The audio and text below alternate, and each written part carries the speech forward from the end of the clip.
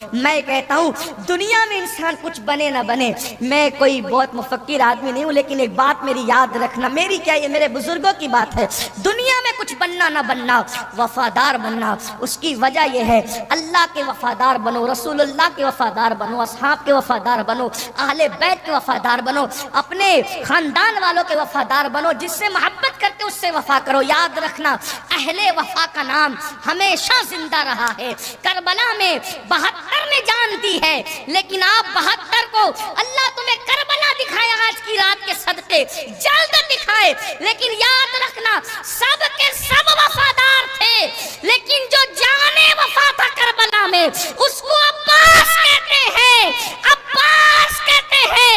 کربلا میں یا تو حسین کا گنبد نظر آتا ہے یا تو ان کے وفادار عباس کا گنبد نظر آتا ہے، تیسرا گنبد مجھے کوئی نظر نہیں آتا۔ وفا یہ چیز ہے، یا تو کسی سے پیار نہ کرو، جس سے پیار کرو اس سے وفاداری کرو، یا تو کسی سے رشتے نہ جوڑو، جس سے رشتہ جوڑو اس سے وفا کرو۔ وفا کی بڑی اہمیت ہے، لیکن آج مسلمان تو اللہ رسول کا بھی وفادار نہ رہا۔ 250 روپے کی چپل بیچنے کے لیے وہ اللہ کی جھوٹی قسم کھا لیتا ہے، قرض لینے کے لیے وہ اللہ پاک کی جھوٹی قسم کھا لیتا ہے، بیٹیوں کا رشتہ کرنے کے لیے اللہ کی جھوٹی قسم کھا لیتا ہے۔ سوچے تو صحیح کہ انسان کا معیار کتنا گھٹ گیا۔ بہرحال تو عرض یہ کر رہا تھا کہ امام نے فرمایا عباس اب جلدی جلدی چلتے ہیں، عباس چراغ روشن کر دو۔ چراغ جلا تو دیکھا کہ کوئی نہیں گیا، سب رو رہے تھے۔ اور اس کے بعد مسلم ابن اوسجا نے کہا کہ امام اس زندگی پہ لعنت ہے جو آپ کو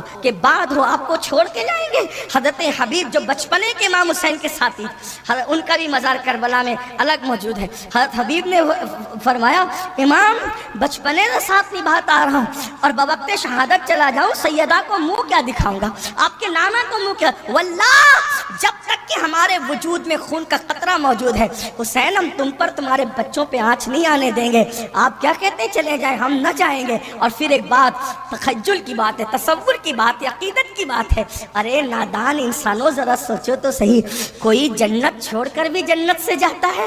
نوجوانان جنت کا سردار بیٹھا ہوا ہے، لوگ تو ڈھونڈتے جنت کو، ڈھونڈنے نکلتے لیکن اس میں ٹھوکریں کھاتے، یہاں تو جنتی جوانوں کا سردار ہے، زینت جنت بیٹھا ہوا ہے، آبروئے جنت بیٹھا ہوا ہے۔ جنت جس کو طلب کرتی ہے، مطلوب جنت بیٹھا ہے، مقصود جنت بیٹھا ہے، اور ان کو چھوڑ کر کے چلے جائیں، اللہ اکبر۔ بہرحال امام سے جب سب نے وعدے کیے اور بات کی، امام نے فرمایا اللہ تم سب کو جزائے خیر دے، اور پھر آپ نے فرمایا جاؤ آخری رات ہے زندگی کی، تلاوت کر لو، عبادت کر لو، سجود نیاز لٹا لو، درود پڑھ لو، اور اس کے بعد سب اپنے اپنے خیموں میں چلے گئے، عبادتیں ہوتی رہی۔ امام پاک ادھر جو ہے سیدہ زینب کے پاس آئے، فرمایا بہن کل کا دن جو ہے جنگ کا دن ہوگا اور سر کٹیں گے، شہادتیں ہوگی، تمہیں بہت بڑی ذمہ داری نبھانا ہے، تم نے ماتم نہیں کرنا، سر کے بال نہ نوچنا، نہ نوچنے دینا، چہرے پہ تماچے نہیں لگانا، جو باتیں کرنی تھی ہماری کتابوں میں لکھی ہوئی ہے فرمائی۔ اور اس کے بعد بالآخر جب صبح ہوئی، آج کی صبح ہر پورے سفر میں صبح ہوتی تھی کوئی نہ کوئی اذان دیتا تھا، لیکن آج اذان کے لیے انتخاب کیا گیا ہے۔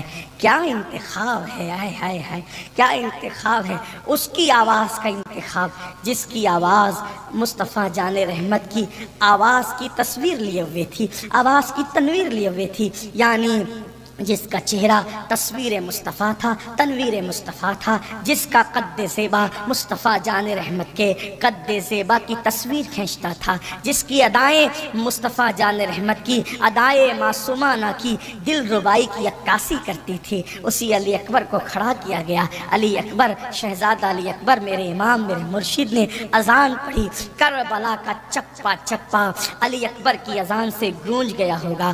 ہائے ہائے مولا حسین کو اپنے بابا سے پیار کتنا تھا، اللہ نے 3 بیٹے دیے، تینوں کا نام علی رکھا، ایک کو علی اکبر کہا، ایک کو علی اوسط کہا، ایک کو عبداللہ علی اصغر کہا، تینوں بیٹوں کا نام علی رکھا۔ اندازہ تو فرمائے کوئی باپ سے پیار کرنا سیکھے تو مولا حسین سے سیکھے، کوئی باپ سے پیار کرنا سیکھے تو کربلا کے تاجدار سے سیکھے۔ اللہ اکبر۔ اس کا مطلب یہ ہے جو باپ سے پیار نہیں کر سکتا وہ سچا حسینی نہیں ہو سکتا۔ اللہ اللہ۔ امام نے علی اکبر سے، شہزادہ علی اکبر سے فرمایا کہ جو ہے وہ اذان پڑھے، شہزادہ میرے شہزادہ میرا